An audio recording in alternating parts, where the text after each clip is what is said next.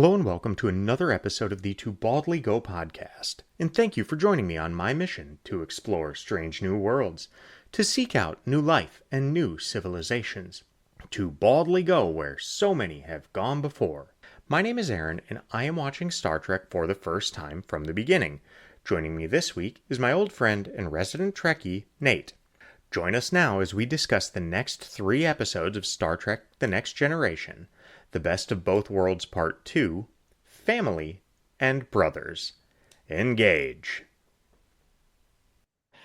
So, Oy, oy, oy. it's getting Good late now. times. Should we talk some Star Trek? Let's do it. All right. Kickoff Season 4, having assimilated Captain Picard and his knowledge, the Borg head for Earth, leaving Riker and the Enterprise desperate for an unanticipated way to defeat them. In The Best of Both Worlds, Part 2. So it's been a few weeks since we Yeah, last recorded. I was trying to simulate the summer hiatus, Exactly. coming I was back going to say, after 2.5, 3 months. were you on So pins and needles over the summer break, just waiting to I find out what happened? I was really curious to find out, and I didn't watch it until today. So I watched all the episodes today because I had the day Yep. off. Um, I didn't watch it till today, and I had wanted to, but I wanted to be able to sit down and really focus on it and take Yeah. notes and do all that. Didn't end up taking all that many notes on really any of the episodes, but yeah. So I will say, hindsight, especially after having watched it now, part one ended so unbelievably strong on such an amazing cliffhanger of Riker saying fire. Yep. And that was it. And I didn't even think before getting into this episode, like, there's no way that it's going to keep up that tension and that level that they Yep. had at the end of that episode. It's like, I don't know how it could have been done in a way that wouldn't feel like a bit of a letdown. And I'm not Hmm. saying the episode felt like a letdown, but just that moment, because the episode started, they said previously on, and then you got fire, and then they just unloaded everything, and it was just like, well, that didn't work, Yep. and now we can move on. Um, But so, and I'm not complaining about that, but it was more of an observation that, like, it felt kind of weird coming back from having it end so strongly and so like, oh my gosh, what's gonna happen, to then literally be like, nothing happened. And I get that that's part of it, that they tried yeah. something and it didn't work, but it was just like, um, we gave it everything we got, and Yeah. now they're gone. So, And I do think um, that's the point, right? Like it would be too easy if the thing that they determined to do magically worked, right? and that too wouldn't have felt right because it's like, Yeah. oh, they blew it up and Locutus is gone. Hmm. And that means Picard's gone. So now what? So Yeah. it was almost, I was thinking of it in terms of storytelling where they ended so strong at the end of part one, but Yep. it was like, okay, no, I don't know if there's any way that they could have it go that will not seem just like, I don't know. Yep. And I don't know if they had just done fire and then gone straight into it, if it would have felt different or if it would have felt kind of the same. But it was such a dramatic moment. And then it just felt like, granted, you don't expect a climax at the very beginning, but it Right. felt very anticlimactic when they finally shot at the Borg ship. Um, and I don't have a solution for how that could have been done better. And I don't think it detracts from how amazing the ending of part one No. was. So it was just one of those, it was more an observation, like I just don't know. But yeah.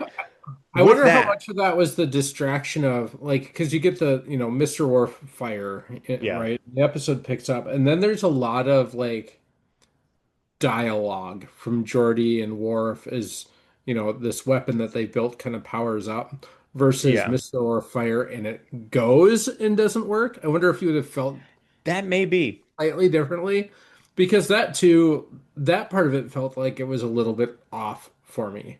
yeah, Um, it just didn't, yeah, it was yeah. strange the way that was It done.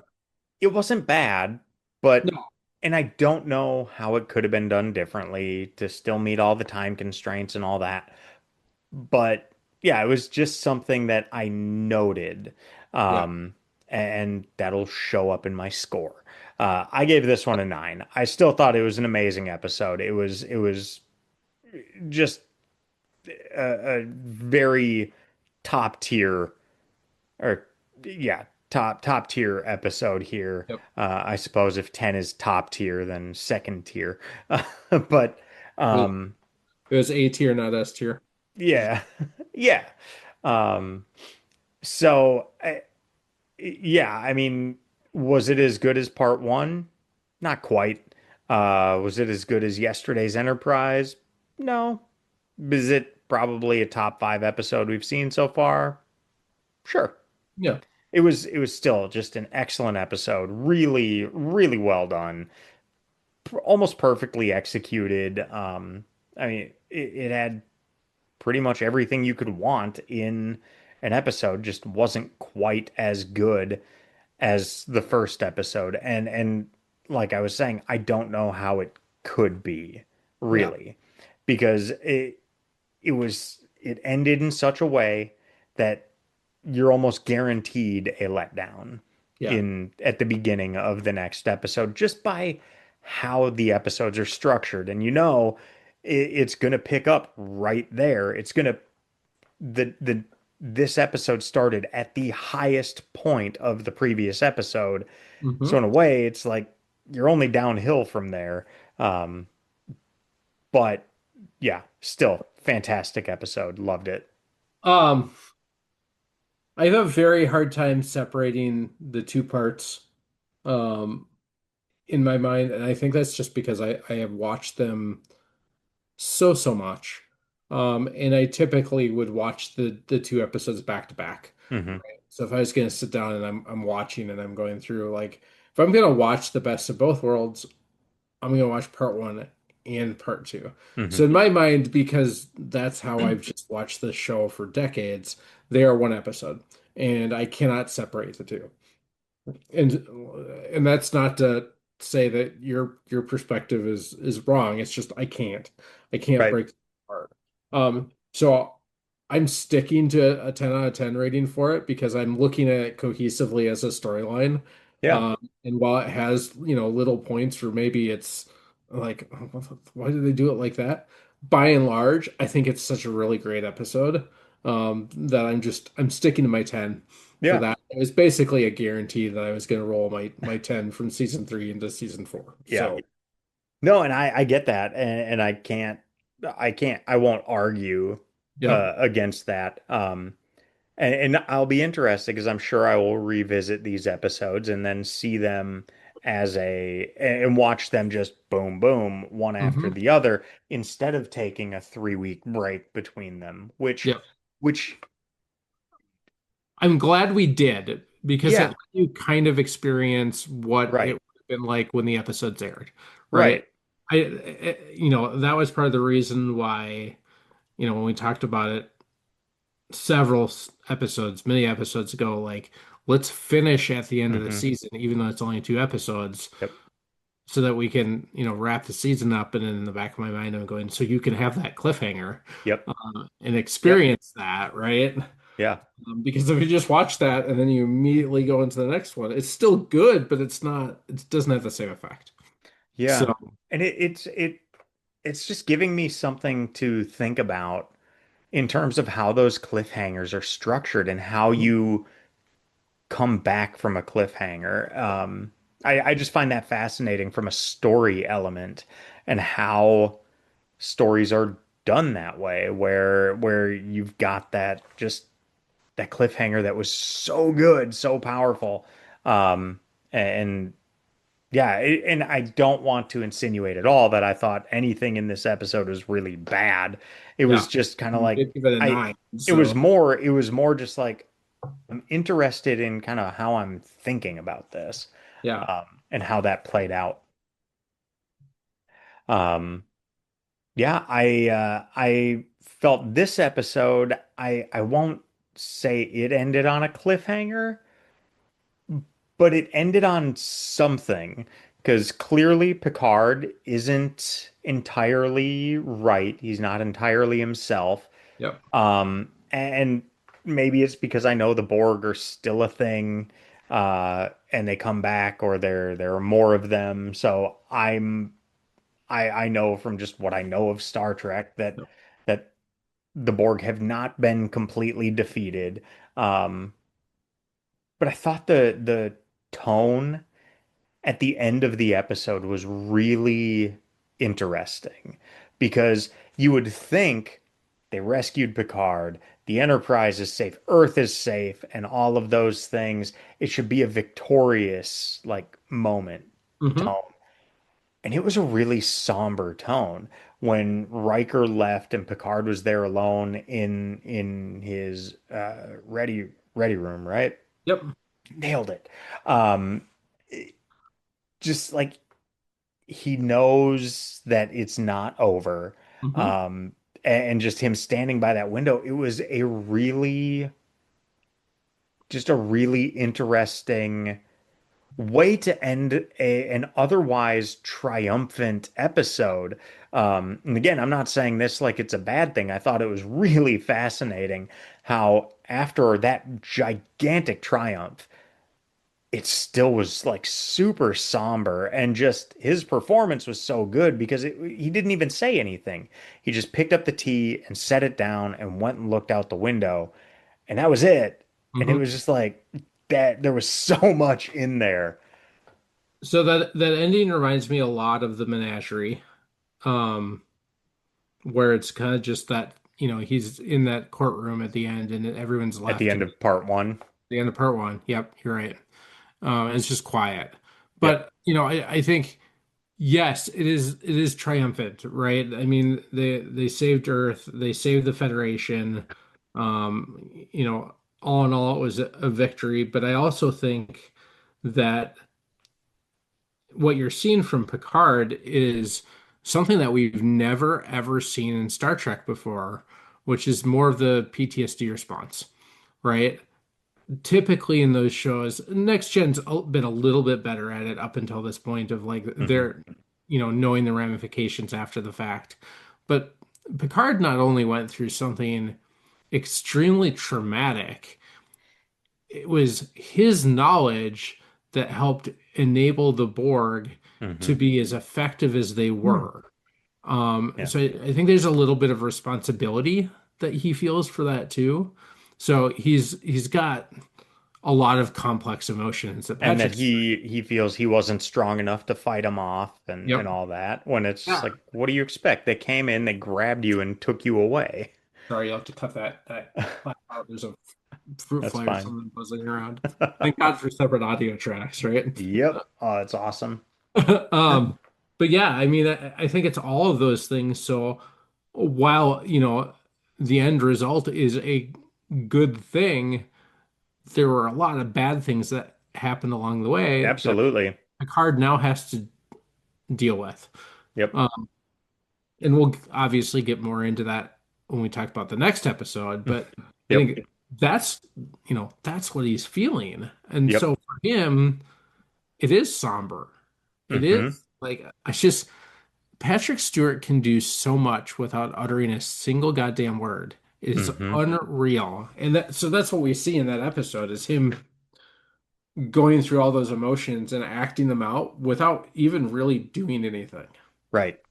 Right. It was so, so good. And yeah, it's it again, it almost felt like another turning point for the series where it's like and this is maybe getting a little into the next episode, but it feels like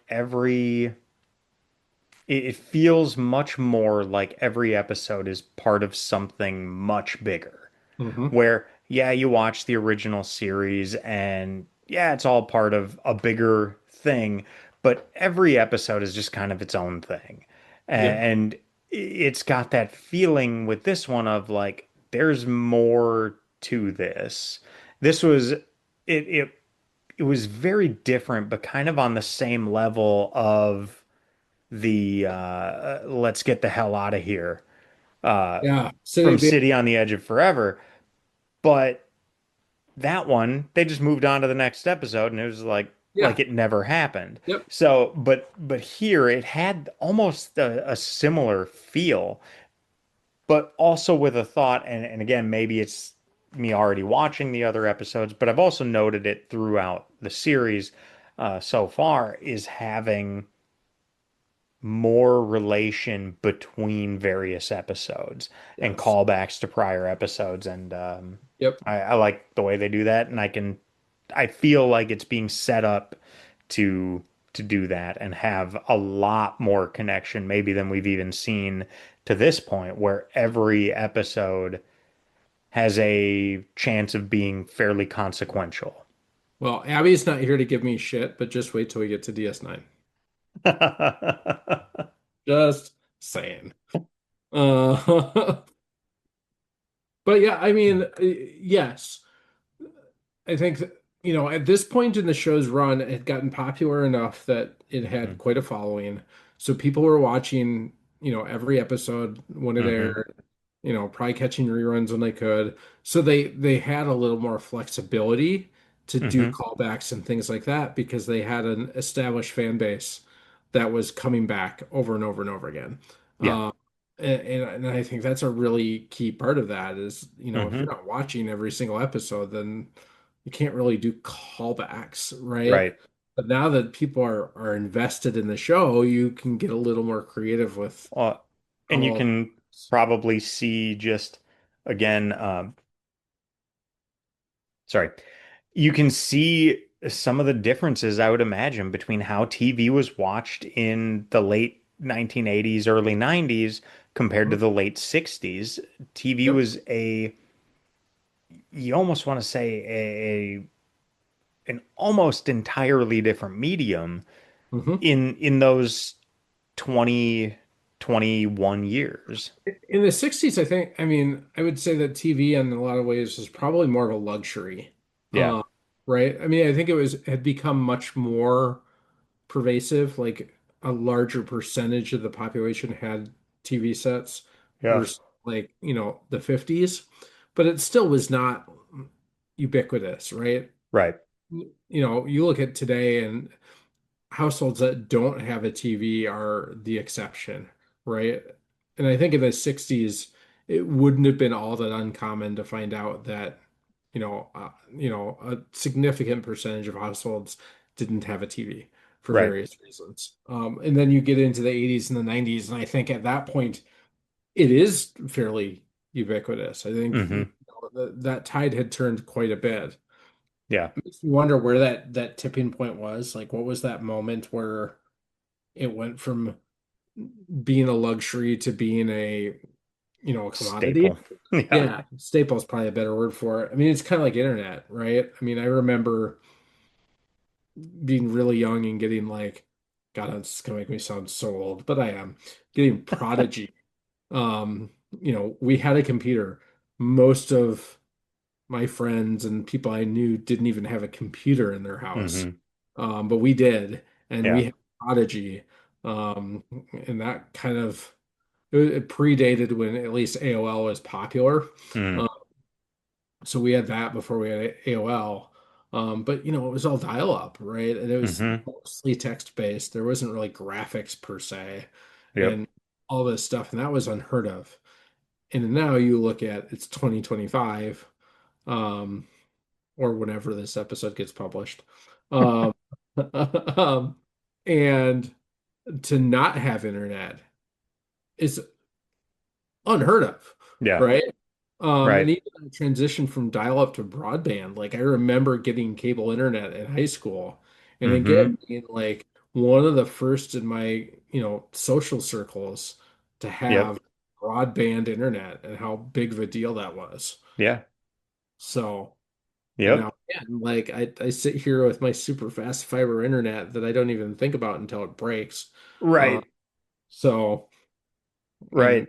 for me, It's it's in the middle of a goddamn job interview and it does break. So, my VPN went out. I it was thankfully we were just wrapping up the virtual interview and all of a sudden just dropped out. I was able to reconnect to say like, "Hey, sorry, my internet dropped." And then it dropped then again. you're gone. Thankfully, it was just wrapping up, so I was able to send him a message on LinkedIn and just be like, "Yeah, I'm sorry about that." Yeah. It was 5 minutes into my first interview for this job that I'm in now, and the power flickered. Oh, And now you're down the for 6 minutes. the funny thing is, I have battery backups on everything, Hmm.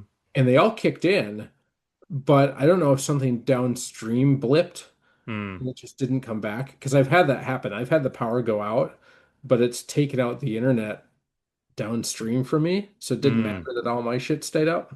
Yeah. And so I finally like hauled my laptop upstairs to the kitchen table because I don't get great cell phone coverage down here. Hmm. And hotspotted my laptop to my phone to get back on the I've done call. that too. Yeah, I'm like, this is terrible timing. Yep. Oh, that's Anyway, funny. So, I digress. is there any good trivia? Oh, yeah, a couple other things. Couple notes I had. I thought it was interesting again, just having the greater impacts of these episodes is that the fleet got just wrecked. And Yeah, they were saying we might be up in under a year. So, yeah. I mean, it was like, okay, so that might be setting the stage for this season might be a little different. And And you see all those ships, right? I yep, mean, just yep. carcasses. And then even then, the Enterprise is 5 to 6 weeks for repairs. So again, just that I like that they're showing that things are bigger than just the day. Um, I like that. So I think the only thing I had to really add to this, I do feel like this is an episode where we could probably spend hours and hours and hours dissecting every little piece of it, right? yeah, and There's if I so was much going to that do that, happened, I'd want to watch it like two more times. right? And I took a lot of notes in contrast to part one, where I literally wrote 10 out of 10, no notes. I actually took a lot of notes for this one for whatever Hmm. reason. I just, can we talk about for a second what an awesome character Guinan is? Hmm. How she always manages to show up right at that moment where Hmm. she's needed. And I know this drives Abby a little bit nuts, and it's unfortunate that she, couldn't be here tonight to talk about it because she kind of sees that Troy should play that role too, and probably could have. But there's something about how Guinan approaches things. Hmm. Like when she walks into the ready room as Riker is trying to figure out, he's staring at the chair. He can't bring himself to sit in that chair. And she walks in and basically schools him in the best possible way, Hmm. schools him on you got to put on your big boy pants. Like Yep. you are the captain of this ship and you need to behave like it. And, you know, Yeah. we need to find a way out. That's yeah. That's not his chair. That's the captain's chair. Yeah. And you are now the captain. So Yep. sit down and then her line of when a man is convinced he's going to die tomorrow, he'll probably find a way to make it happen. It's such a great line. Yeah. Um, Beyond that, did you catch when Shelby initiated the saucer separation at Uh, all? well, I guess I'm not sure what I was supposed to catch. She said initiate auto sep sequence. I heard SEP, um, but It just it wasn't emergency saucer sep. emergency saucer SEP. And it's just I had to write that one down because it made me laugh. Um, I did have to I'm just think waiting for it. let's look back at all of this Yep. and basically Picard tried to surrender the Yep. Enterprise I again. wrote it down. I was going to bring it up if you didn't. Um, yeah. So I mean that I think that puts him at three. Um, That's two and a half. Is that two and a half? two and a half. That's fair. Two and a half. Yeah. So we'll Also, round up. again, because it's unfortunate that Abby's not here to roll her eyes at this. Something that I caught that I didn't realize before. Data's left-handed. I'm pretty sure I saw that and noted it at one point. Maybe So not, but I noticed I it. noticed that all the time. So when they beam over to the Borg cube to get Locutus Picard back, Hmm. so they beam on, and I don't even know why I caught this, but Worf reaches crossbody to pull his phaser, Hmm. and Data goes like this to pull his phaser, and I was like, Hmm. that looks weird, and I looked at it closer, like, oh, they kept it on the left hand side. Hmm. Brent Spiner's left-handed, so he like it's just a Yeah. really awkward pull from him. Yeah. Like he's left-handed. I'll take that. Yep. That's a win. Yeah. I don't point it out all the time anymore. I used to. Every time I'd see somebody in a show or a movie who was left-handed, I'd point it out. And then Abby started seeing it too, and she's like, "Damn it." That's amazing. So, I yeah. love. I would be shocked if I hadn't had the thought before that he's left-handed. I I'm telling you, for as many hours of Star Trek that I've watched, I have never once caught that. Hmm. Never once until Tuesday night. Hmm. So there you go. I think that's all I had. All right. So yeah, uh, great start to the season. As I'm sure people felt back in 1990, though. It's good to be back. It's good to be back. All right. I did not pre-read this trivia, so I'm Okay. gonna scan through this really quick. Um, let's see here. So prior to filming, LeVar Burton had surgery, and his scenes were carefully filmed after the majority of production was concluded. This is why he only appears in close-ups and not in shots with any of the other main characters. Most of LaForge's lines are given to Mr. O'Brien. Hmm. Mars was played by a model of the planet that the production team borrowed. It had been used for the scientific documentary series Cosmos, which is Hmm. one of the best documentary series ever made. If you've never watched it, you should. I saw bits of the Neil deGrasse Tyson one. Which is still good. The original Carl Sagan one is Yeah, Carl Sagan was the man. nice. Um, After Riker's conversation with Guinan in the ready room, he sits in the main chair and does the Picard maneuver. Um, and then he Yep, I saw him do the shirt. let's see. First episode to establish that shuttlecraft are equipped with their own transporters. Hmm. The Mars Defense Perimeter ships, which appear as the Borg cube approaches Mars, were based on the submarine model used in the Hunt for Red October and were made from the hull of a Russian submarine model kit.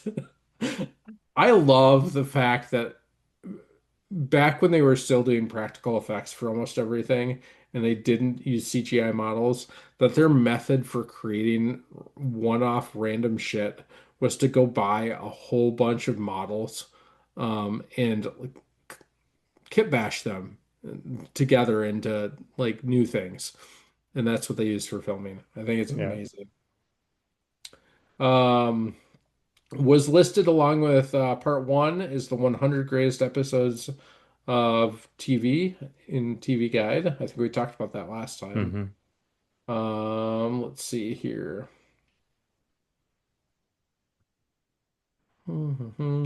A flashing Borg hand tool that could be seen being used by a Borg standing over the newly assimilated Locutus in the second scene of the first act was originally built as a medical instrument for Dr. McCoy in Star Trek V.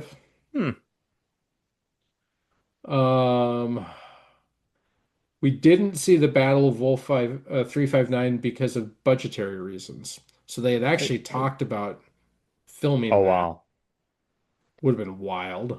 It would have been wild, and I wonder if it would have been more effective because seeing seeing them show up and see the aftermath of it was quite effective. I think here's my argument. As much as I would like to see it because I think it would be interesting, I think it would be less effective. I agree. Seeing the aftermath is more More impactful. powerful than seeing it happen. Yep, I think so.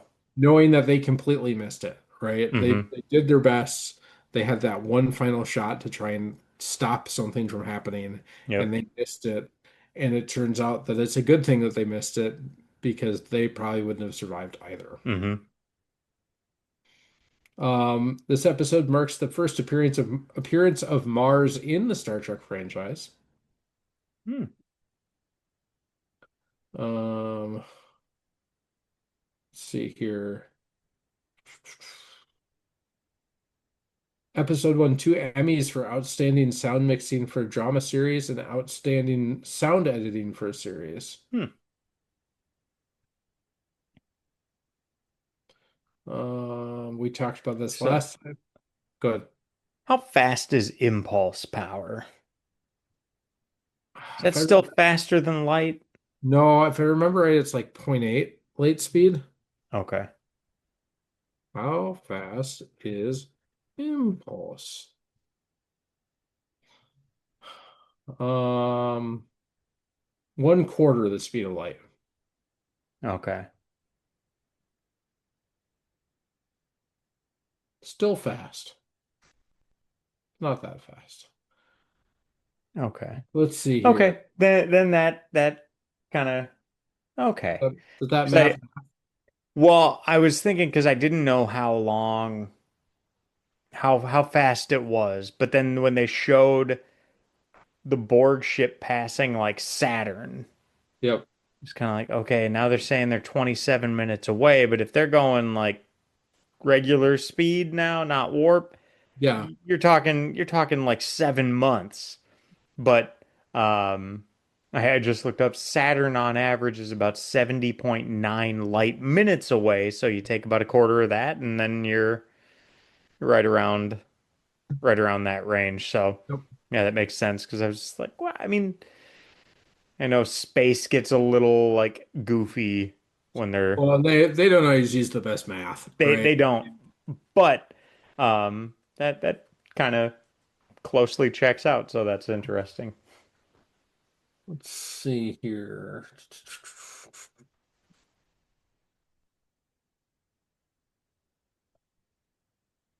The bridge from which Hansen contacts the Enterprise at the end of the episode's first act was a reuse of the battle bridge. The only difference being that Hansen's bridge included a red alert graphic. Hmm, Why build a whole new set when you got that one just sitting there? right. Um, The 39 ships which met the Borg cube at Wolf 359 comprised both Federation and Klingon ships. Hmm, However, no Klingon ships were seen in the wreckage. Perhaps due to their habit of going on a collision course with enemy ships as a last resort, the remains of Klingon ships are not among the others. hmm. Speculation, but kind of interesting. Um,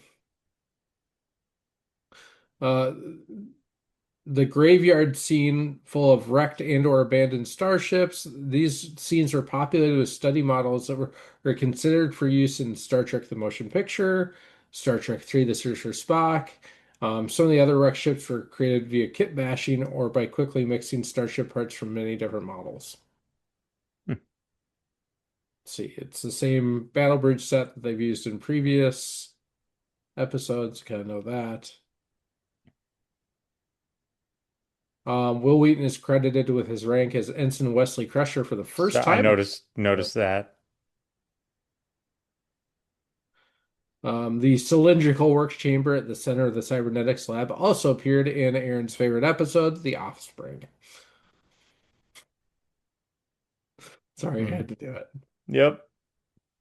Footage of the Enterprise caught in the Borg tractor beam and firing weapons. Those were used from part one. Go figure. Months later, why would anyone remember that?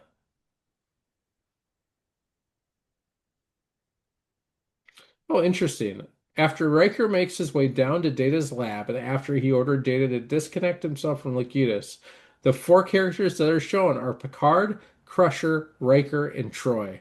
For an inexplicable reason, Data has disappeared from the scene. Hmm. Let's see.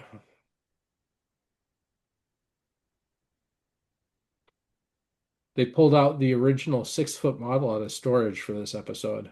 Hmm. Um, I'm not going to read the whole paragraph, but basically because of the 4-foot model that they had been using is not capable of saucer separation, they had to use the 6-foot, even though they hated working with it. So let's see. The Next Generation became the first Star Trek series to film a fourth season premiere. Yeah. And we are, I think, probably, I think it was like 3 episodes away from matching the original series. Real close. Let's see. Lakita's storyline was influenced by the uncertainty of whether Patrick Stewart would renew his contract for another season. But Stewart could have decided to leave the show at this point, in which case Jean-Luc Picard would have been killed off in this chapter, and the series would have continued with William Riker as captain. And I gotta say, it felt like throughout this episode, they really wanted to play up the fact that Picard wasn't coming back. Yeah. It's interesting when you see a bit behind the curtain Yeah, and how they gave themselves options. absolutely. Let's see. So originally it's going to be a three-part story. The Battle of Wolf 359 was going to be shown as well, which we talked about. Additionally, both Picard and Data were supposed to be assimilated, which we talked about, and combined as one unit. Hmm. I don't know if that would have made it better. I don't think it would have.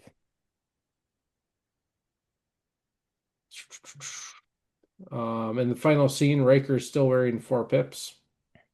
I did notice that. And yeah, that's it. That's everything that's interesting. All So right. Another just fantastic episode. Good to be back watching again. it's such a Um, solid show. yeah, yeah. And again, it just kind of feels like we're at that point with the series where they're just so good at what they're doing that just everything is at a high, just elevated. Yeah, So, should we move on to the next episode? See if we can we get should. through two more. What time is it? 10:15. Yeah. All right. So, after defeating the Borg, the crew of the Enterprise experiences shore leave in various ways. Captain Picard's return to his family's vineyard in France has some extraordinary repercussions in family. You want me to start on this one? Sure. So much like I feel like I say this every week, but it's true. I've seen every single one of these episodes more times than I can even count. Um, and so much like all the others, I've seen this more times than I can even count. Um, and as a younger human being, I really, really, really despised this episode. Really hated it because it Hmm. was such a stark contrast to the action-filled episodes that have come before it. Mm-hmm. I want more of the tension, the shoot 'em up, the more obvious drama. Mm-hmm. As an adult, who has now, experienced more of the world and, this, that, and the other thing, I have come to really love this episode. Hmm. I think it is really, really. really a great episode. And I really enjoy watching it every time I watch it. Um, is it as good as Best of Both Worlds? It is not. Is it still solidly one of the best episodes they've ever made? Absolutely. So I give it a 9. All Um, right. but I think it's a really, really great episode. All right. So my initial thoughts at the end, just kind of like I don't know if I felt 7 or 8. Obviously, it was very good at the very least.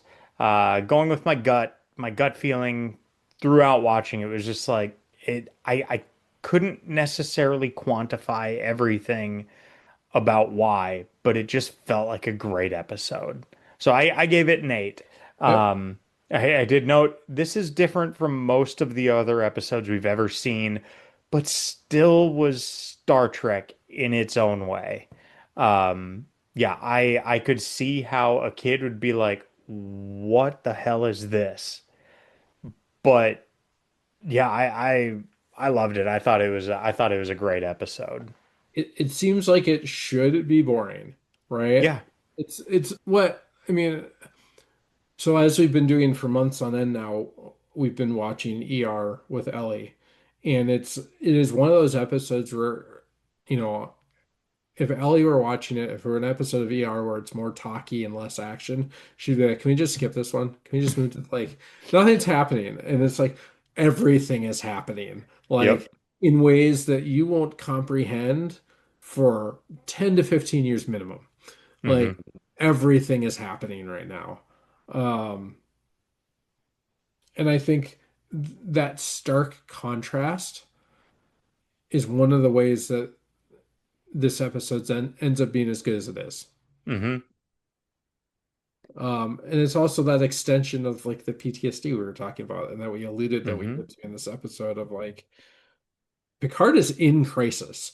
Like, Yeah. let's forget everything else that happens in this episode. And I mean, even the B plot is still really fun.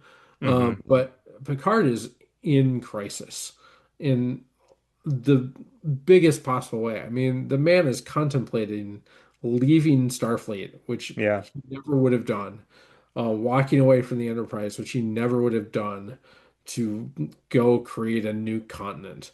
Um, like it's figuratively and literally the antithesis of everything that he's ever stood for. Um, but he's having to rediscover who he is. Hmm. And decides to go home. And who would have thought that having to deal with a seemingly shitty brother would be exactly what he needed Yep.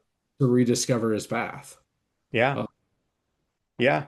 Um, yeah, I noted when Picard was packing in his quarters, he grabbed his books yep, and then put them back, yep, and he gave that look like he might not come back. yeah. Looked around the room Um, like, is this the last time I'm going? it and it was absolutely that look. And again, no words captured it perfectly.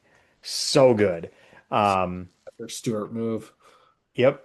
I loved again this one had it was a direct follow-up to the previous episode, directly connected to it. They were still there getting repairs. They were still at McKinley Station and it was like, yeah, we're stuck, so go to the planet. Just shore leave, go.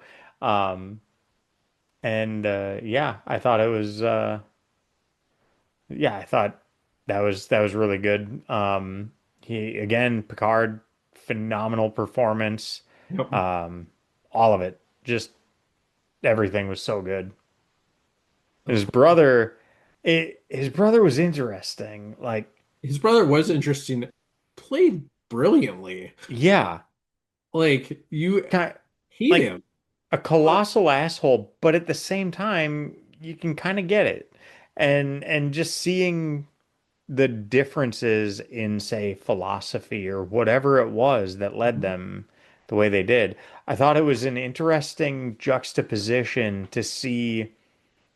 It feels like Picard is often one who is hearkening back to the past, whether it's him pulling out some Shakespeare or anything like that. He's the one reading the centuries old books and things like that, as opposed to while on a starship, as opposed to those who are actively advancing some of those things, kind of having that yearning for, say, a simpler time as we might Hmm. consider it, which I mean, then when you really deconstruct that, it's like, was it simpler?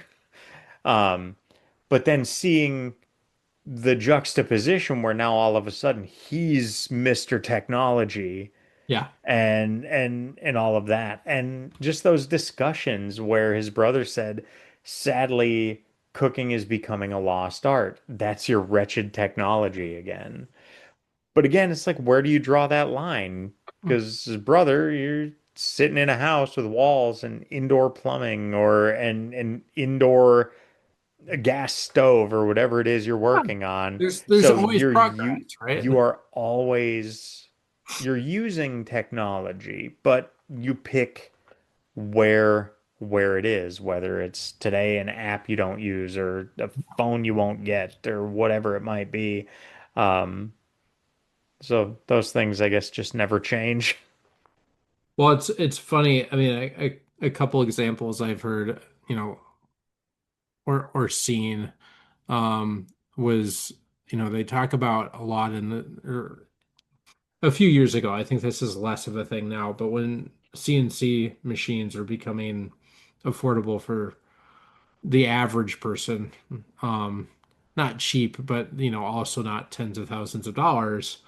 There's this whole like using the CNC isn't woodworking kind of thing. Hmm. And then there is one YouTuber who's like, you know, there was a time a few decades ago when this magical device called a table saw hit the market, and everyone said using a table saw isn't real woodworking. Hmm. Like it's technology progresses. Like, Yep. yeah, does it make it easy? For sure. But still, like technology progresses. Yep. Then the other one is I don't know how real this if it could be made up, but it was like an article about the proliferation of newspapers. And there's a picture of all these people on a train with their faces in newspapers and saying like it's this great social disease that now people don't talk to each other anymore. They just sit and read their newspaper. So it's supposed to be the juxtaposition of, Yep. us in our phones. Phones. And it Right. might be real, it might not be. Like there's so much fake shit out there these days. Who really knows? Right. But it's kind of like that, right? And Exactly. yeah, I mean, while we don't necessarily want to lose where we came from, to some extent, it's inevitable. Yep.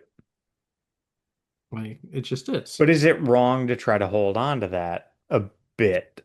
Like No, I don't. I don't. there's something to be said for cooking a meal at home versus DoorDash, Yep, and things like that. But or like they're saying the replicator. There's a difference.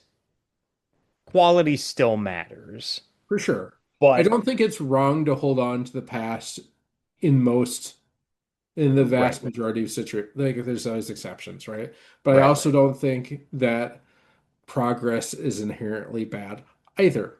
I I think agree. both can be right. Yep. I can be all for progress and still like using a hand plane. It's the beauty of personal choice. Yep. Well, I mean, I've got a garage full of power tools, and when I made a baby gate, when Danny was little, Yep. I decided to hand cut mortise and tenons to build the gate because I Hmm. wanted to use my hand tools. I like that. I like that kind of quality and all that. But yeah, I could have done it easier and faster using a table saw or a router or whatever tools. But yeah, it made for a really compelling episode and just seeing those differences. And again, I kind of laughed just at seeing Picard being the one that's portrayed as like this super advanced tech focused guy Yeah. when he's looking at probably 300-year-old books that he's considering Yeah, bringing home to the vineyard. so funny. And that you see that throughout the show, right? I mean, he Yep. brought books with him to Risa on holiday, Right. right? And it's just, but yeah, but he's also the captain of the flagship of the Federation. It's most technologically advanced ship. Yep. Like it's a cool juxtaposition. Yep. Um, yeah, I mean, I liked meeting Worf's parents. Um, Yep. again, I think you talk about the juxtaposition between Robert and Jean-Luc, and then you have the juxtaposition of Worf and his parents, who are kind of this Russian stereotype in a lot of ways. Yep. But again, the antithesis of Mr. Stoic warrior Yeah. race, and they're just like gregarious and um bothersome almost to the point of being obnoxious, but not quite. Like, certainly his dad flirts that line a whole lot closer than his mom They did. would have seemed obnoxious if they didn't seem so genuine. Right. I think it's great. Like, Yeah. I think they're so fun. I think watching his dad talk to O'Brien was one of the most fun parts of the episode. Hmm. Like, one chief petty officer to another. Um, it's just very, very fun. Uh, Yeah. yeah. Yeah. The guidance line. How come you never gave him prune juice? I mean, of all the things, I still laugh at the prune Yeah. juice. Yeah. Oh, And then couple you laughs. Oh, go ahead. get the C plot of Wesley, air quotes, meeting his father. Yeah. And, that's kind of a distant C plot that they kind of wove in there, but it was kind of cool. Like three different Yeah. family-oriented plots that all worked really, really well by themselves and then woven in with each other. Yeah. I wonder if there's any trivia on that point. If you've ever read Will Wheaton's blog, I know we'll say, he had a very rough history with his parents and the strained relationships with Yep. his parents, particularly, well, I guess both of them. So I wonder, given the things I've read him write in recent years, I wonder how that scene impacted him. Um, I Hmm. mean, yeah, maybe actors can go in and not be impacted by anything, but you never know. I mean, he was still very young at the time, so just an Yeah. interesting thought. Um, my last kind of two thoughts on this one. I liked the comment from Lewis saying to Picard, "You always reached for the future and your brother for the past." And I kind of think, like, isn't that kind of a constant battle we always face? Mhm. We're always faced with that, like, progress. Yeah, do we progress or do we stay or revert? And reverting back is usually not great. Yep. Not all progress is good either, but on average, it's pretty damn good. Yeah. Um, but then the it was just before the scene before that ended. I thought where Robert was probably the dickest of dick things he said, was when they were talking about um, his nephew, and Robert said, "You raise your own sons as you would Oh, wish." I was like, oh, "Oh, fuck I that did that guy." too. Where did I write that down? Because I was like, yeah, low blow from yeah. his I mean, brother, but but right after that, holy I just wrote, shit. "Ow, dot dot dot." Like, yeah, I mean, Yeah. I was like, "Oh, that's a damn." verbal punch to the face. Yeah. A similar way that to Picard actually punching him in the face. But yeah, I mean, that I felt that one in my gut. Like Yep. that was something. And even at the end, like I still don't like you, Jean-Luc. Like you needed me. I helped get you where you needed to go. Like I have always perceived my role to be with hmm you, whether you liked it or not. And at the end of the day, I did what I needed to do, and I still don't like you. Yep. And I'm sure there's an element of that that's probably tongue in cheek, but there's also an element of truth to that. hmm Like even though the two of them had kind of a breakthrough and they Yep. they did what guys often do and they fought it out and got over it, Yep. they're still not completely over it.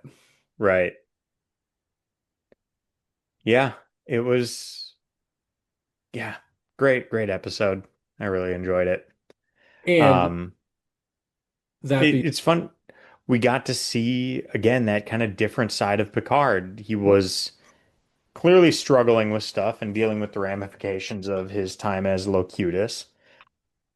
But yeah, we just see see kind of a different Picard in the yeah, in it is home and it yeah, just very compelling episode. I yeah, enjoyed it. It was nice. It was considering some of the conflict with his brother, it was a really pleasant episode to watch. absolutely. And even that conflict was, the peak of it was relatively short-lived, and then they just got drunk on wine and tracked mud Yep. on the house. Like Yep. we're laughing and joking together. So, oh, it was good. Um, Yeah. I love the ending. I love you know, that moment that, maybe Robert is willing to acknowledge the fact that Renee wants to do something different. hmm Yes, but let him dream, Yep. kind of thing. Um, they could have flipped those. Like that could have been Marie that said that and it would have fit. But I think hmm more impactful to come from him. So Right. yeah, Yep. those are my thoughts.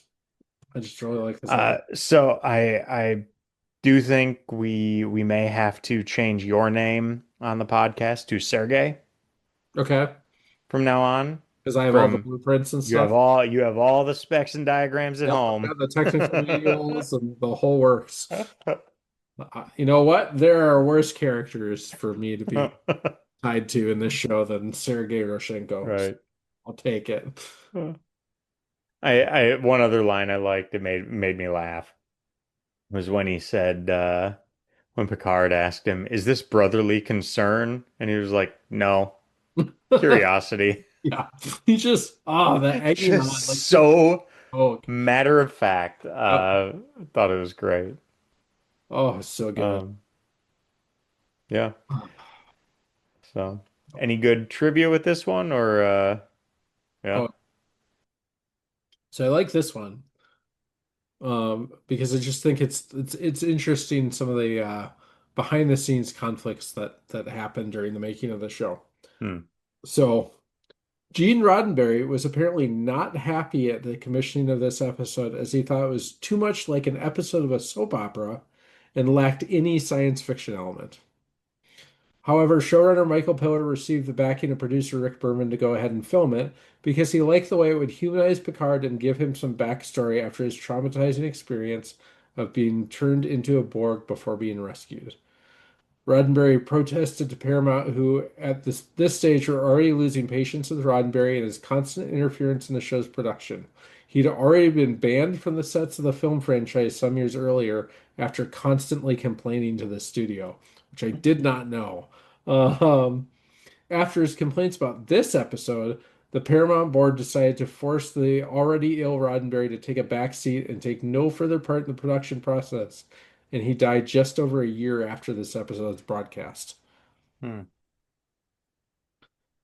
This is the only episode in which Brent Spiner does not appear. Hmm. Data wasn't in this episode. I didn't remember that either. Yeah. Um, let's see here. Family not only revealed personal information about series regulars, but Chief O'Brien also gained a full name, Miles Edward O'Brien, as well as a more defined rank, Chief Petty Officer, though his rank insignia would continue to change. Um, let's see. While not written or filmed until well after the completion of Best of Both Worlds Part 2, Family, popular in its own right, has come to be seen as the third part of the Best of Both Worlds serial. It is one of the few times where characters' families are introduced. Although the relaxed, peaceful episode feels like a 180-degree opposition to the adventurous, warlike serial, part of its point is to put in context what the Borg were threatening, loved ones as well as civilization and planets. I can see that. Yeah. The scenes at the Picard home were shot in two different locations, a farm near Lancaster, California, and a private home in Encino. Hmm. Let's see here. One of the only few episodes of Next Gen that does not have a scene taking place on the bridge. Let's see here. Here we go. This goes back to a comment that I said earlier. Paramount expressed initial concern over the casting of Theodore Bickle and Georgia Brown, Worf's parents, feeling that the two, who were best known for work in Yiddish theater, would be too comedic or stereotypical for the roles. Which they They kind of were, were, but but I thought it worked. I thought it worked great. I had no problem with it. And again, that juxtaposition between them and Worf was, Yeah. Unreal. yeah. So much fun. Director Les Landau later said that this was his favorite among all the episodes he directed for Next Gen. Hmm. Um, let's see here. Jack Crusher wears Lieutenant's uniform identical to that of Enterprise C's Lieutenant Castillo in yesterday's Enterprise.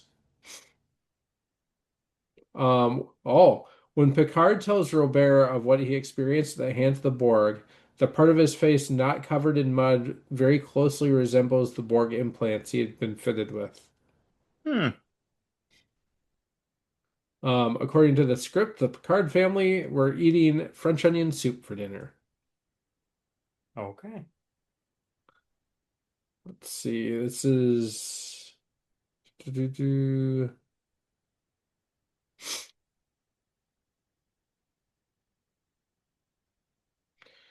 I'm gonna skip the really long one about accents because it can't be that interesting if it's that long. Um,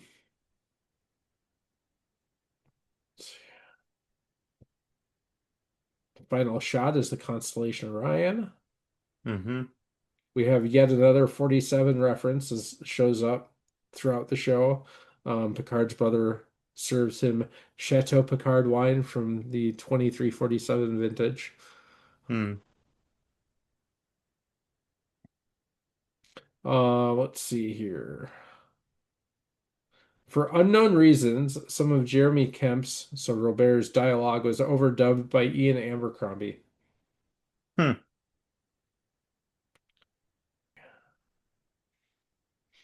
After fighting together in the vineyard, Picard and his brother share a bottle of wine and sing a song that I can't pronounce the title to, so I'm not even going to try.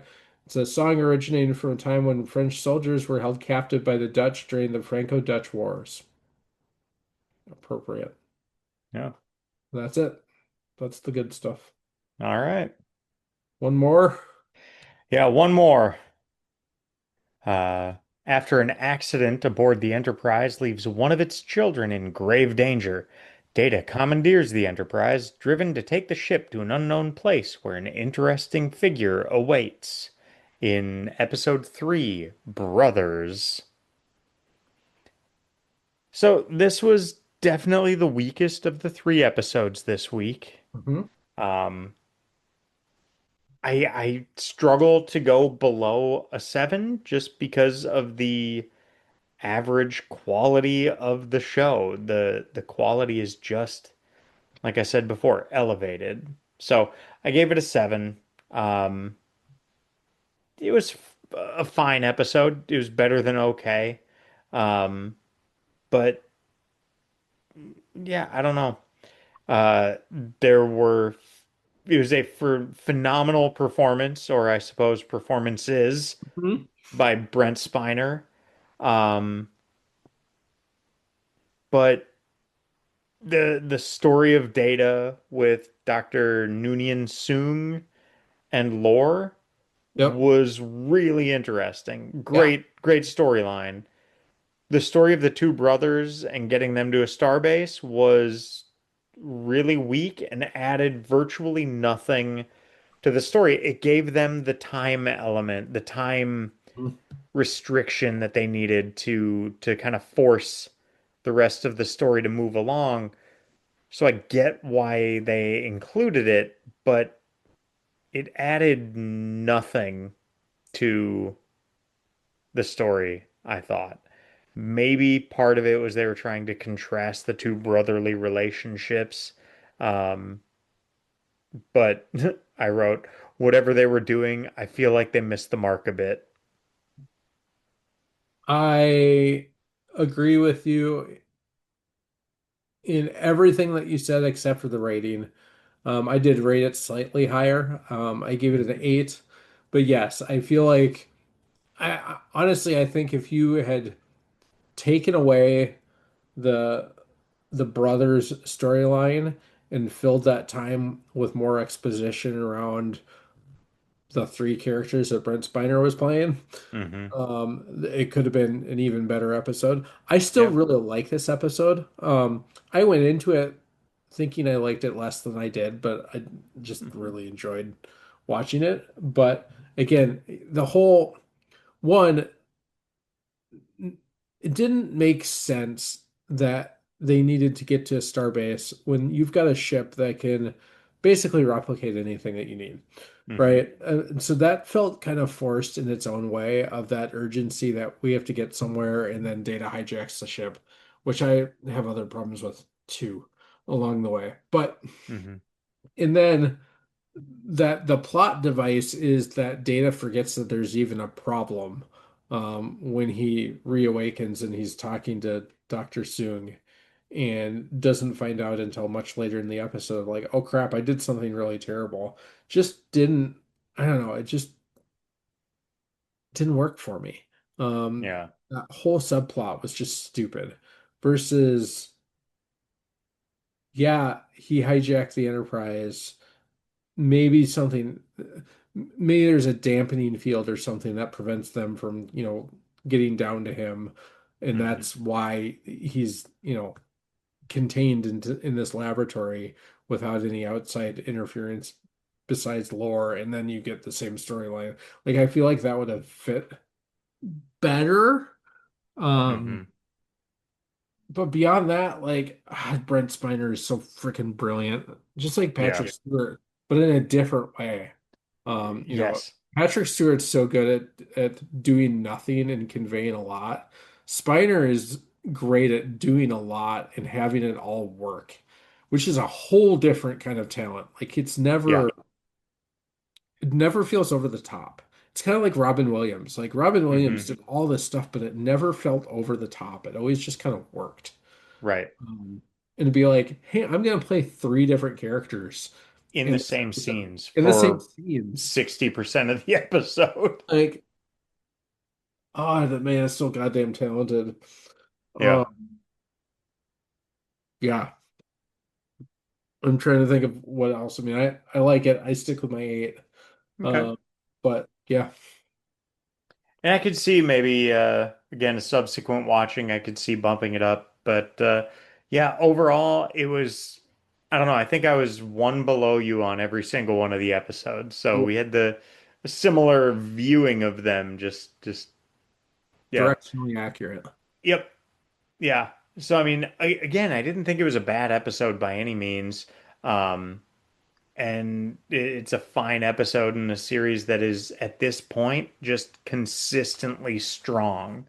And really, this is kind of what I don't want to say expect because I don't have expectations for it, but I would anticipate it will be moving forward. largely we're going to have just good episodes with a few standouts, Mhm. and hopefully more than a few. But I would just imagine we're going to have just generally pretty damn good episodes and then some real like gems among those. Yep. Um, and yeah, given the presumably short production schedules, I mean, this season has 26 episodes. That is producing an episode every 2 weeks over the course of a year. Yep. And that's not factoring in the actual production time and the hiatus over the summer. But I mean, they're starting this if it airs in September or October, they're filming it prior. Hmm. But what they're able to do with so limited time and pumping out 26 episodes a season and being that consistently strong Yes. is remarkable. It really is. And, And and it's not I'm not saying this to disparage other shows, but it's not Friends where they've got the same two or three sets and they're just doing different dialogue yeah. every episode, which they did to wild success and is a great show in its own right. But It's this is at a whole different level. I mean, these are not the way they are today, but I mean, these are almost mini movies every week or yep. most weeks. So, that was good. Yeah. Yeah. I did note at one point in here, we give Tasha Yar a lot of shit for being an ineffectual security officer in the first season of the show. But I gotta tell you, Worf's security teams in this episode suck balls.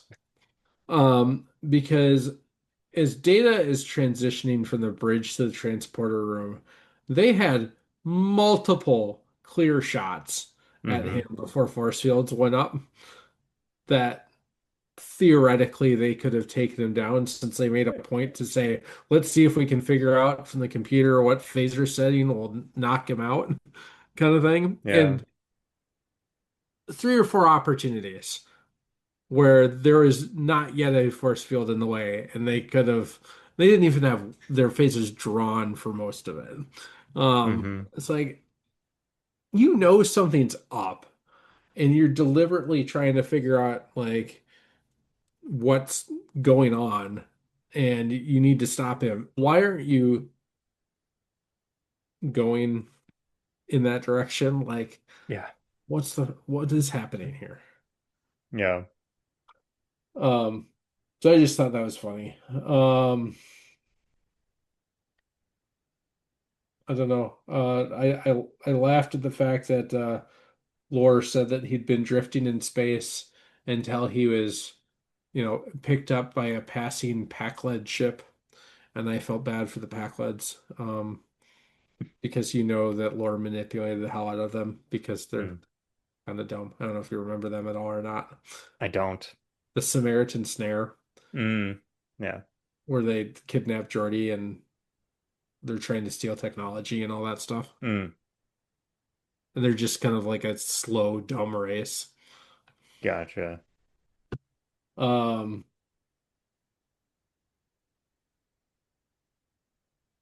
and then the last line of the episode is a hell of a goddamn line. I don't know if you caught that either. They're Yeah. Brothers forgive. Yeah, they're brothers, Data. Brothers forgive. It's like, oh, Yep. wow. Yeah. That's that is a line. I I did note any parent or somebody who has, say, younger siblings or like in my case a younger brother-in-law. Uh, Yep. if you have kids, you all know that smirk that Lore gave as soon as Dr. Soong walked away. Oh yeah. Yeah. And just Um, Lore's ability to mock Data. hmm. Data's sitting there going, I am not less perfect than lore. And at one point, and yet it's perfect in lore. It's just like, it's so perfect. Yeah. So funny. Yeah. And so I missed it maybe, but Lore just kind of took off, right? So he's just Yeah, he's just left. somewhere. Yep. He peeled up his thumbnail, Yep. which I understand he's an android and that, probably is okay and doesn't hurt, but made me grimace a little bit because the idea of peeling my thumbnail back sounds Yep. horrific. And he pushes a button and he beams to probably the Packlet ship. He probably just threw them all out of an airlock and stole their ship. I mean, let's be real. It is Yeah. lore. Um, Yeah. and he's gone. Yep. So again, with these episodes being bigger than just themselves, I mean, it's got the callback to like Lore is back Yeah. from Samaritan Snare. Um, and just yeah, again, the show is this episode stands fine on its own, but it's enjoyable to see that each episode is seeming more and more part of something bigger, Yeah. and just kind of building out that, for lack of a better term, that lore Mhm. and everything that the series has. And I think that's part of the draw to it is that it's not a bunch of one-off things. We're not on the 77th episode or whatever of just unrelated episodes aside from the fact that they've got similar characters. Yep. Um, it's like each one has more and more of those connections now. Not all of them, but even like this one has that little bit that's like, Yep. all right, we're just throwing something out there. We'll come back to it later, maybe. I don't Yeah. know. And the And thing is, they it'll don't have to. They can throw it out there, and if it right. works later to come back, cool. It's If it again doesn't, nobody ever knows that they didn't come back to it. just the options that are available. It's brilliant for storytelling. It's brilliant for creating the show because then they can probably come back to all sorts of different things and have Yep. now a whole bunch of fodder to for that creative just to be creative and kind Hmm. of take that on. So yeah. The other thing that stuck out to me was, we talk a lot about in today's world with the advancements in AI and things like that, deep fakes, right? Hmm. And the stuff that they can do today with deep fakes is unreal. And the potential maliciousness that could occur from that. Hmm. Apparently in the 24th century, things aren't any better because Data can just impersonate Picard's voice and do whatever he wants. And set some like 19 digit Yeah, code. voice code that nobody knows how to break. It just I know that was not like I'm sure when they wrote that scene that was like, oh, that's super cool that to think about like Data could do that. Not even thinking about, that in 2025 deepfakes are like really good. Hmm. Um, it's just it's funny how far we've come in such a short period of time. Um, Yeah. is they can now take very small clips of somebody's voice and recreate them, uh, Hmm. and have them say anything they want. And they're getting really good at doing that with video too. So Hmm. you can create entire things that have never happened. Yep. And Data just does it here, like it's no big deal. Yep. So that was interesting. Um, I don't know. I know it's late. I don't know that I had a whole lot else that. Yeah, I think again why I think I only gave this one a 7 and not an 8 is the I didn't feel like early on they really gave much explanation to why Data snapped. It was just he was in the turbo lift and then all of a sudden just snapped.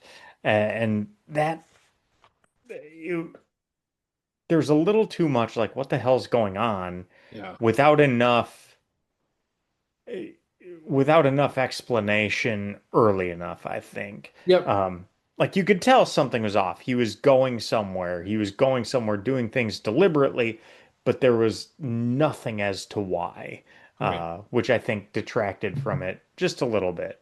Yep. Again, it wasn't a bad episode by any means, and it's one that is just, yeah, a beneficiary of just generally good episodes and then some killer performances by one guy. Oh, such great performances. Abby was watching it before me and she said, "Is this Brent Spiner?" And then when I was watching it, I was kind of like, "I don't think so." And then all of a sudden he said something and I was like, "Oh yeah, that sounded like him." Mm-hmm. And so yeah, then I The looked it up and it makeup's was like, great. "Oh, Like the he did make, all of them." Yeah. yeah, he's almost unrecognizable. Like Yeah. he's close enough to Data to be like, yeah, that's The almost look and the sound, he kind of reminded me of Billy Crystal from The Princess Bride. yes. Oh yeah. Yeah. We've been trying to get Ellie to Except watch. for when Lore walked in, he should have said, "Get back, witch." That would have been funny. We keep making references to that movie, and Ellie's like, What is that from?" And I'm like, "Princess Bride." She's like, "What? Like, you have to watch it." And she's like, "I want to." Like, it's so good. You have to watch that movie. Work it. Loving Devin's at the age now where she'll actually watch movies with me. Yep. Um, Not everything I want to, and some things just don't hit or maybe will at some point. We watched like the first half of Ocean's 11, haven't finished it yet, but we probably will. But watched from Mission Impossible 4 through Devin and I went to the newest one in the Okay. theater and So saw that a couple weeks ago. Ellie has never seen a Mission Impossible movie in her life, but Devin hadn't until only a little bit ago. she so desperately wanted to go to the newest Mission Impossible movie for reasons I can't and I don't entirely understand, but she just like really wanted to go. I'm like, Hmm. I think some of the context might be lost on you without watching some of the other movies. Yeah. That's Well, you probably could not, still enjoy it, but the last one is probably not the best place to step into the series. no. If it ends up being the last one, who knows? It was really good though. I've heard it's a good movie, Yeah, but yeah, I enjoyed it. Um, Good. Speaking of good movies, How to Train Your Dragon, good. yeah, kicks ass. So we I don't know which one I liked more, that or the original. It's right up there with it. Just phenomenal. we've seen recently both the Minecraft movie, which was actually pretty good. Um, Yeah, I enjoyed that way more than I thought I was going to enjoy that. me too. It should have been stupid in a bad way. It was stupid in a good way. Oh, And we saw Lilo and Stitch. okay. That was that. I'm gonna confess something. I've never seen the animated one all the way through. I've I haven't seen a single minute of it. I've seen clips. I've probably seen 80% of it. But never all in one sitting. Um, If I talk the clips I've seen maybe 2% of it. okay. I don't know how. I've never seen that movie, but I never have. The newer one, the live action one, was very good. Hmm. Laughed a lot. It was really well done. So But yeah, How to Train Your Dragon, yeah, so good. we may have to maybe if we get bored this weekend, we'll go see that. Yeah. Or we need to escape the 4 million degrees it's going to be here this weekend. So, Oh, all right. yeah. What's it gonna be there this weekend? Here, mid 90s. Psh, I know. But heat index is that's a gonna be it's gonna be hotter there than here. It's only gonna be like 91 here. and we're gonna have heat indexes in the like 110 Oh range. shit. Yeah. Just For super. us, I have to figure out how to take two panels out of my fence this weekend. Uh, ooh. yeah, it's gonna be great. Yeah. Yeah. For us, yeah, we're at that time of year where it's just like every day it's a high in the mid 90s and low in the like mid 70s. I'm okay with that. You get used to it because it's going to be this way for 4 months. Yeah, Um, it's but just we also don't often get the heat index that goes way high over 100. that's that's the thing here is we get all that humidity and stuff that drives the heat index way up. But We do too, but yeah, for whatever reason, it's just like, yeah, it'll be 97 feels like 102, not feels like 115. Like, yeah, it's crazy. And people are shocked to find out that there are a good number of days every summer where the heat index is higher up there than here. well, what I always tell people, because I get the opposite, they don't. I guess it's technically the same. They don't realize how hot it can get up here. And Yeah. obviously, because you lived here your entire life. Yep. But what I always tell people is Minnesota has the widest range of temperatures of any state in the country. Yeah. The lowest low to the highest high Yep. beats everyone. Yeah. It gets cold as fuck and hot as hell. Yep. And sometimes back-to-back days. I know. That's happened. Well, I wish I could say it was my claim or my observation or joke. But I heard somebody say that, yeah, weather in Minnesota is like the Powerball. It's like 46, 68, 97, Yeah. 82, We had 33. It wasn't that long ago. I think it was after you guys moved down to Florida, but it wasn't that long ago that we had 100-degree temperature swing inside 24 hours. That's insane. It's insane. So that there's an old Lewis Black album that he recorded in Minnesota, and he did it apparently in the dead of winter. So like his opening joke is basically, guys, this isn't weather, this is an emergency condition. Um, Yeah, I love it's a Louis. terrible way to live. Yeah, but now we're in the nice part of the season. So Where you're saying it's hot as balls. mm, again, I like it when it's hot as balls. It's when Yeah. I have to be out there and rip shit apart. Yeah. If I was just gonna sit outside with a beer and Yeah. yep, yeah, whatever. It's oh crap, I have to rip a fence apart so that they can get tree trimming equipment into my backyard. Yeah. That's when Oh, yeah. I went out and played tennis yesterday morning at around 10:30. Like, oh yeah, before it gets super hot, it was already like 88 degrees and I could wring out my shirt by the time I got home. that's amazing. Oh my God. Yeah. Yeah, it's really hot and humid down here all the time now, but yeah, it's just like okay, I just do more laundry. Yeah, that's fine. That's Yeah. what washing machines are for. I'll go through 3 shirts a day. That But work. yeah. So, Ready for some trivia? yeah. Let's see. There's not as much on this one. I'll try and go fast. Let's see. The dinosaur skeleton head seen in Dr. Soon's laboratory was rented from the Museum of Natural History. Hmm. Like, hey, we need a skull. Uh, let's see. Brent Spiner suggested that he play Dr. Soong when producers were having difficulties casting the role. So it's kind of interesting that he came up with that idea. Yeah. According to Brent Spiner, much of his performance is drawn from sibling rivalries he had with his own brother during childhood. Love it.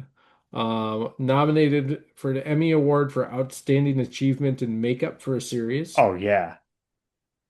Yep. Um, so obviously Spiner plays all three roles. All the scenes where Spiner acts opposite himself were filmed on a closed set to help him feel more comfortable. Hmm. Interesting. Let's see. The song Data attempts to whistle is Pop Goes the Weasel, which is the same song he was trying to whistle when he made his first on-screen appearance at Encounter in Farpoint. Hmm. Um, The song which Lore sings to Dr. Soong is Abdul Abubul Amir, written by William Percy French in 1877. That poem has frequently been misquoted and parodied, and Lore's excerpts are also not accurate to the original text. You'd think an android would say the right words, but here we are. Before shooting, Brent Spiner and director Rob Bowman spent 3 days rehearsing and blocking the scenes involving Data, Lore, and Dr. Soong. I would imagine that would take a lot of, because you have to look at yourself who's not there. Yeah. Um,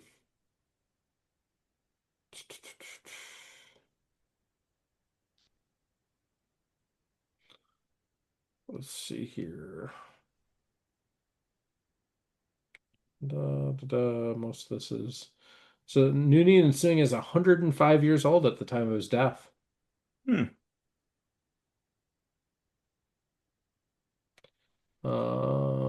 Yeah, that's it. That's all the good stuff. All right.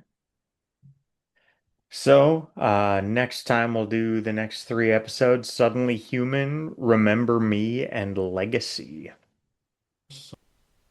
Well, there you go. Best of Both Worlds Part 2 was an excellent episode. I want to say that first. But it also felt almost like a bit of a letdown. Part 1 ended on such a crazy high point of tension. Riker ordering, Mr. Worf, fire, followed by, to be continued. Tension was at maybe the highest point we've seen yet in all the Star Trek we've watched. So the letdown was almost inevitable. Fire. Oh, it didn't work? Then the tension has to rebuild. I don't say this to be critical of the showrunners or anyone involved. I honestly don't know the answer to the question, how can you follow up such a strong cliffhanger or tension point in any kind of satisfying way? I suppose this was still an amazing episode, so it's not like they got it wrong. So maybe the better question is, how can you retain that level of tension? And maybe you can't. It worked for shows like 24, which were non-stop tension. Every commercial break was a bit of a cliffhanger, so episode finishes were just a bit more. But they led into even greater tension as the conflict of the season increased throughout its entirety. All of that to say, I think they did a great job coming back, even if it felt like a little bit of a tension letdown.